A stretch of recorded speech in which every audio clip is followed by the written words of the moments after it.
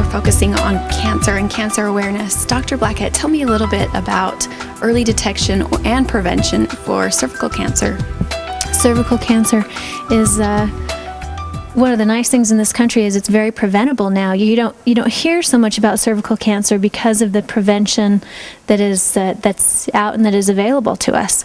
But it's important that people know about that and come to their doctors and receive pap smears and that type of thing. In third world countries that don't have pap smears and don't have these prevention programs set into place, it's still a major problem. One of the things that we see quite often is that young people may not come in for their pap smears because they think, oh, cancer is something that only happens to older people. That doesn't happen to younger people, but actually cervical cancer is not always the case. Not in this part of the country, but I was in another part of the country and I have had a 26-year-old patient that passed away from cervical cancer. That's really young.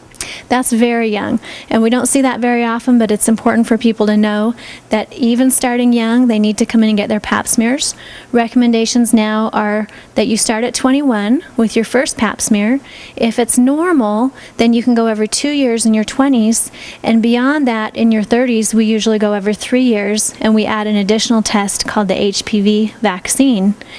Some people have heard about, we don't add the HPV vaccine, but we add an HPV test to the pap smear. Some people have heard about the HPV vaccine.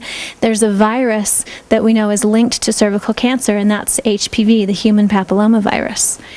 There are many, many different types, but there are vaccines available that are approved now for girls ages 9 through 26 that will cut down on the rates of some of those viruses being transmitted.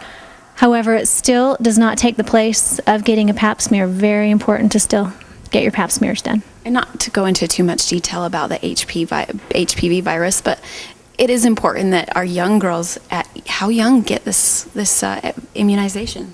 You can start at age 9. So the pediatrician's offices, they have all the information about it, and if that's something that someone's interested in, it's a great thing that's now out and is available for all of us, and I would recommend it for any girl aged 9 through 26. And the HPV virus, and of course not getting into too many details about it, but it's very contagious, right?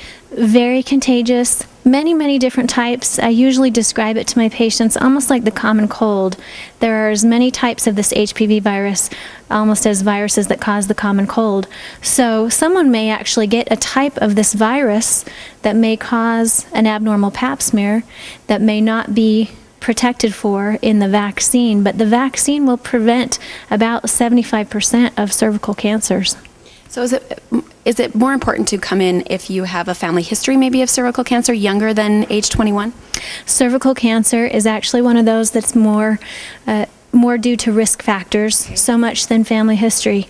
So risk factors of cervical cancer are going to be if you have multiple sexual partners.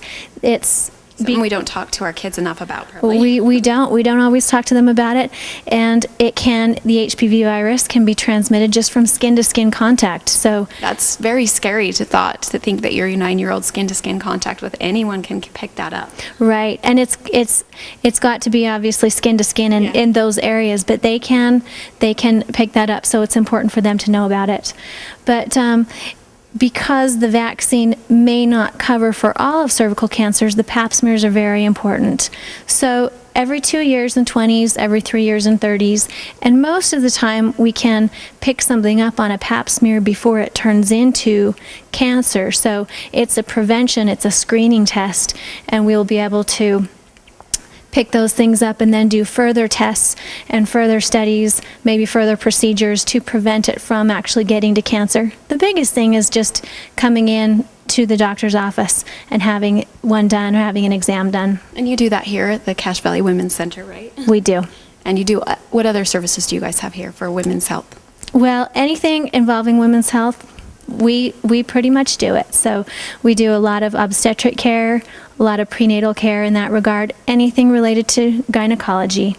And we're all about preventing cancer and hopefully, being more aware of how young we need to come in and see a doctor and be aware of the risks out there if we are active in that realm. Well, thank you so much, Dr. Black. I appreciate it. You're welcome. Thank you.